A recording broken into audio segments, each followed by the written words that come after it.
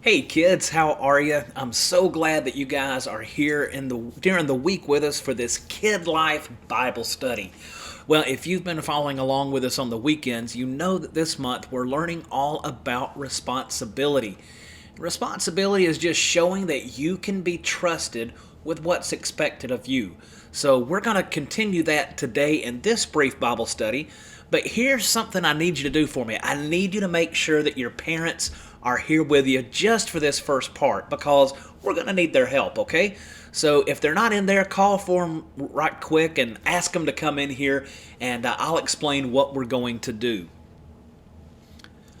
Okay, so parents, if you're here now, here's an activity that I would like to ask for you to do with your kids because I really think this is going to help kind of drive home the point that we were making this past Sunday. So here's what you need. You're going to need some loaf bread and you're going to need a few random items from your refrigerator or your pantry. So here it is. Just tell your kid or kids, however many you may have, just let them know that you're going to make a surprise sandwich. Show them all the ingredients that you've gathered and kind of let them choose at least three of those items to make the most delicious sandwich possible. Now, you might even say something like, I know that normally we wouldn't use some of these ingredients on a sandwich, but today we're making the most of what we have. That's a key statement that you want to use in this. So help your child assemble this sandwich. It can be as weird, it can be as sweet, or as gross as you want it to be. The sillier you get, the more likely they will engage in this activity with you, okay? So parents, help me out that.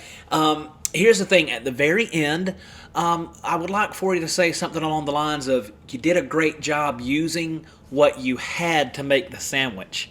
Now you get to take the first bite. So go have some fun making some crazy sandwiches and then come back and we'll move into the next part.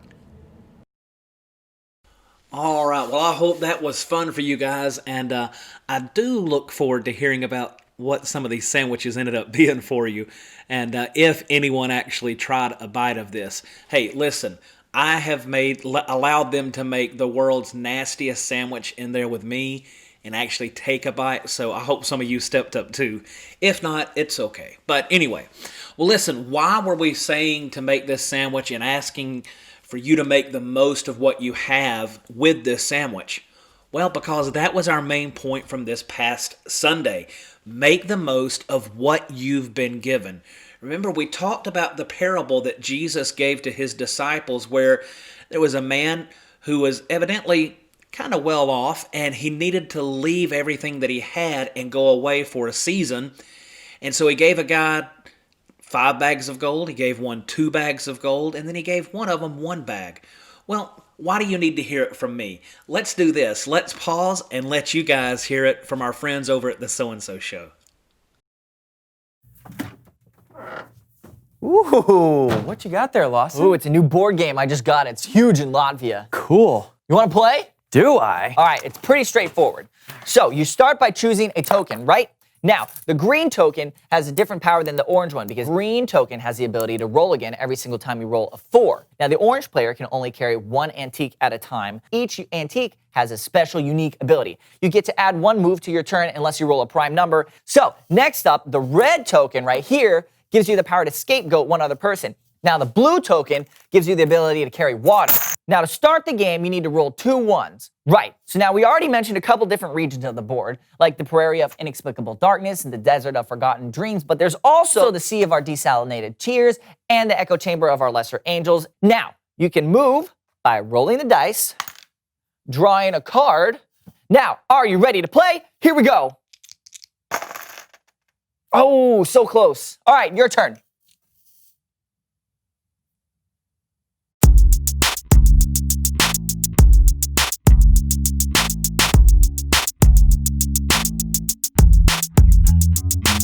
Hello, everyone. I'm Steven. And I'm Lawson, and welcome to the So-and-So Show. Steven, you know what? I was thinking we should play a game. Let's do it. But I'm all out of games. Oh.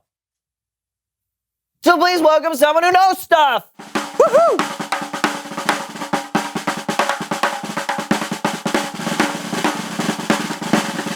Come in, come in. All right, take a seat. Here we go. Boom. Pop a squat. All right. Right there. All right. Thank you. I'm a little nervous. I'm not usually on camera. This is all very exciting. Yes. So why don't you tell us who you are and what you know? Well, I'm Sebastian Longfellow, and I design board games. Wow. Can you tell us about some of the games you've designed? Oh, sure. I have a brand new game I'm working on where the goal is to move all 4 of your pieces from your home pad to the center, but it has special goals like you can set up a blockade with 2 of your pieces, and you can roll again if you roll doubles. So like Parcheesi. I never heard of it. It's a pretty popular game. So what other ideas you got there in that notebook? Oh, well, this one's really creative. It's on a special board with a numbered grid with different chips on it. Your opponent has to call out the different coordinates, and if they hit where your ship is placed, it's a hit. Your goal is to sink all of your opponent's chips. Oh, Battleship. Yeah, No, I call it sink a ship. But it's like Battleship. very similar. That's a game? Yeah. Okay. What else? Well, this one has 5 dice. And Oh, Yahtzee. Well, this one, you make words from different letter tiles and you put them together. That's and you Scrabble. I think that's where you're going. Okay, with that. well, this one can be played anywhere. It's a 3x3 grid, and you make Okay. X's and O's, and then Tic-tac-toe. With the 3x3. That's tic-tac-toe. someone is stealing my ideas. Hey, it's okay. Don't worry about it. Clearly, you've got a talent for coming up with board game ideas. You just have to come up with an idea that no one's ever tried before. So, let's come up with a theme. Yeah. What is a good theme for a board game? Clowns. Okay, yeah, clowns. Clowns! Sure. So, okay, you come up with a clear goal for the clowns. What's a good kind of like a theme that they have to, a goal that they have to work towards? Let's say they have to. Fit 10 of their friends in a car. Yes. Okay. Exactly. Yes. Yes. Okay. Perfect. Yes, I actually like that. That's special. There's a simple and direct goal everyone is trying to accomplish. Yes. And then you would layer in different objectives and obstacles like an escaped lion, a heckling child, or banana peels of varying sizes. Now you've got it. Yeah. Okay. Wait. Has anybody made that game yet? No, but it sounds Let fun. me go and make it before someone else does and steals my idea. Sebastian Longfellow out. Good luck. Bye, buddy. Fun with your clowns. I'd play that game. Do you want to invent it before he does? Stop. Okay, sorry. It's Bible story time with Kellen.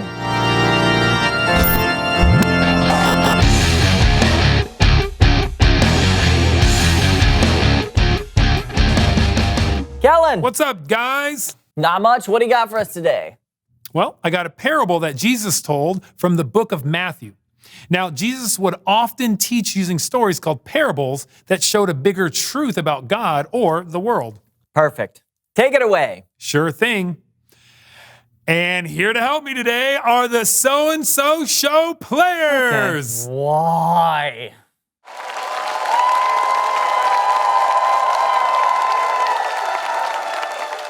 Jesus talked about an important person who was going on a journey, and we'll call her the boss. I'm going on a journey. Oh, but I have so many bags of gold. What should I do with them? I have an idea. A marvelous idea! I give the bags of gold to my servants, and I let them take care of it. Sonia! Yes, the boss. I'm going on a long journey. Oh. And I'm trusting you to take care of these 5 bags of gold. Me? Absolutely. You want me to be in charge of these 5 bags of gold? I'm trusting you to take good care of them. Thank you. Patricia! Yes, the boss. I'm going on a long journey, and I'm putting you in charge of these 2 bags of gold. Me? Precisely. You want me to be in charge of these 2 bags of gold? Your fortune? Your wealth? I trust you to take good care of them. Yes! Of course. Blanche! Yes. Yes, boss. I'm going on a long journey, and I want you Yes. to be Yes. in charge Yes. in charge of this 1 bag of gold. Me? Yes, I trust you to take good care of it. And now, I'm off! What am I supposed to do with this? Time passed, and the boss came back from her long journey. Let's see what happened to my fortune. Sonia! The boss, you left me in charge of these 5 bags of gold. And? And I took it and turned it into these 5 bags. That's amazing!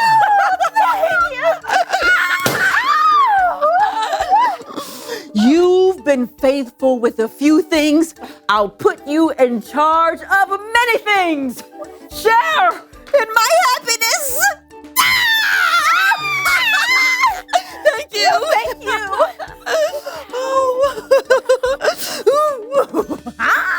Patricia! Boss, you trusted me with 2 bags of gold, and I turned it into 2 more bags of gold. You've been faithful with a few things. I will put you in charge of many things. Yes!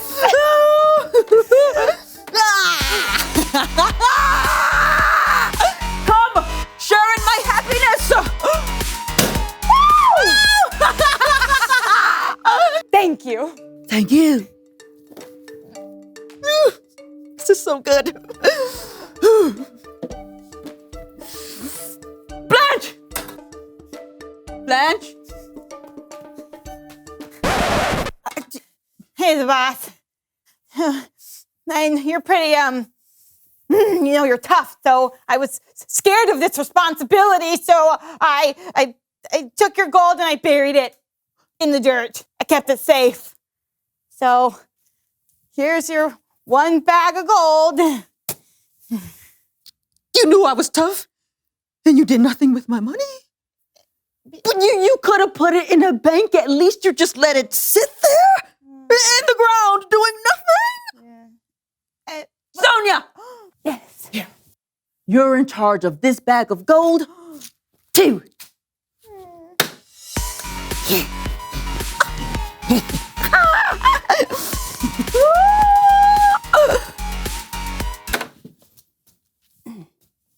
What are you doing? Dancing. You could have shared in my happiness, but you chose not to do anything with what you were given. You missed out. Outside. Yeah, go. Keep going. Further. Is this far enough? Further. Okay, thank you for this opportunity. Patricia! Let's party!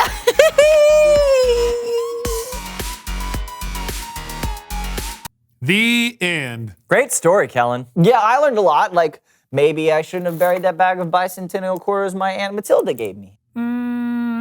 Maybe not. But remember, a parable is more than just a story. There's a deeper meaning. So it's not just about burying money? No. I think the story teaches us that God has given us so much. Now, maybe He hasn't given us money or bags of gold, but He has given us talent and creativity and energy and strength. And we can use what God has given us to tell others about Him or to show God's love. We shouldn't keep the gifts God has given us to ourselves. They're meant to be shared. That's great. Thanks, Kellen. No doubt. I'll see you guys later. Later. Bye, Kellen. Great story. Yeah, and it helped us learn another rule of life. Make the most of what you've been given. That's a good rule. Sure is. Hey, will you call me the boss? Absolutely not. Okay then. Reveal the question! How can you use what you've been given?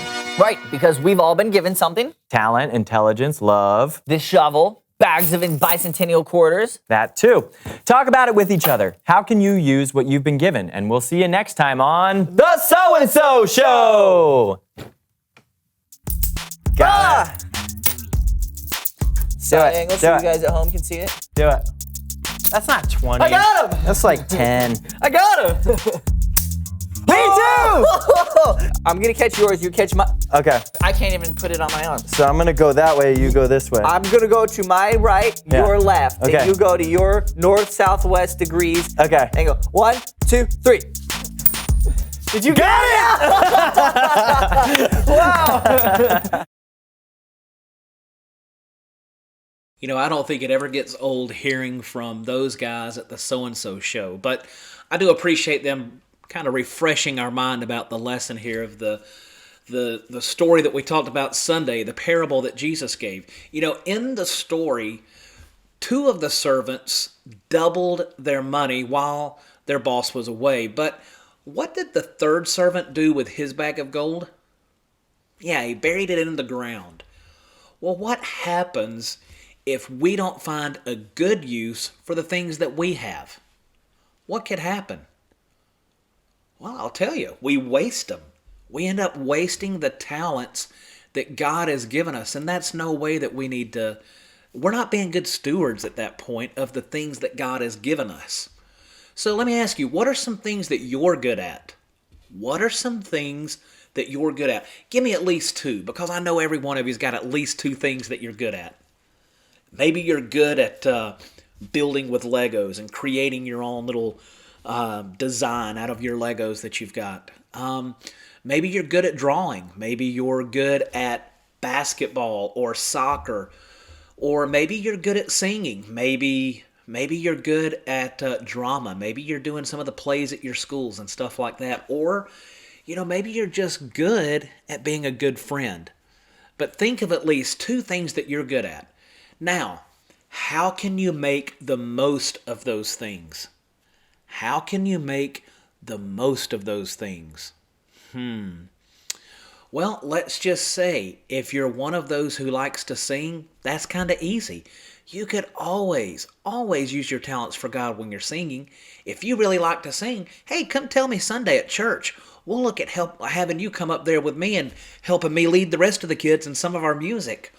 Or maybe you're really good at drawing. Well, I'm all the time needing illustrations, so maybe you could draw some of those out. Or maybe that's something that you develop more and more, and as you get older, you're able to take and use that to create graphics for signs and booklets and websites and apps and those kind of things, and help the church in those areas.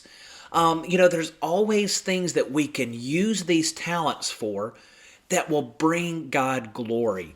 You know, Grace, I talk to her all the time. That's my daughter, and she loves animals. But her favorite, hands down, has to be dogs. She has never met a dog that she's scared of or doesn't like.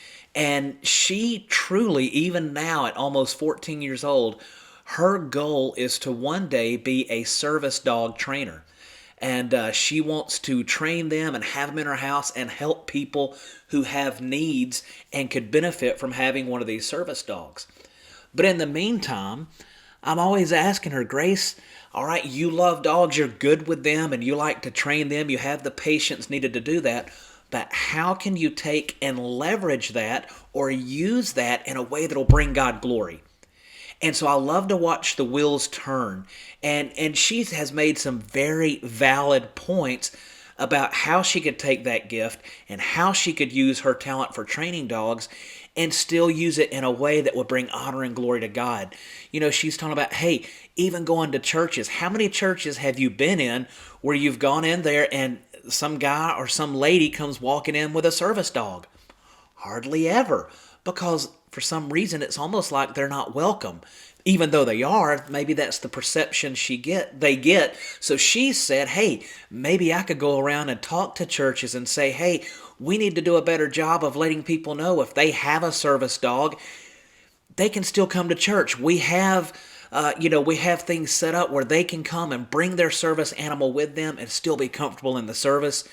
She's even talked about that maybe it's a ministry type thing that could be birthed out of the church, to where she trains the dogs, and we have a ministry at the church that's listening out for people who may be in need of those, because service dogs aren't cheap, but maybe our church could help and provide some of those things. So again, that's her dream, that's her vision, but she's taking something that she's good at and seeing how she can make the most of it for God's glory. So the two things that I wanted you to figure out that you're good at, maybe sit down with mom or dad and ask them, hey, how can I use this and make the most out of this talent?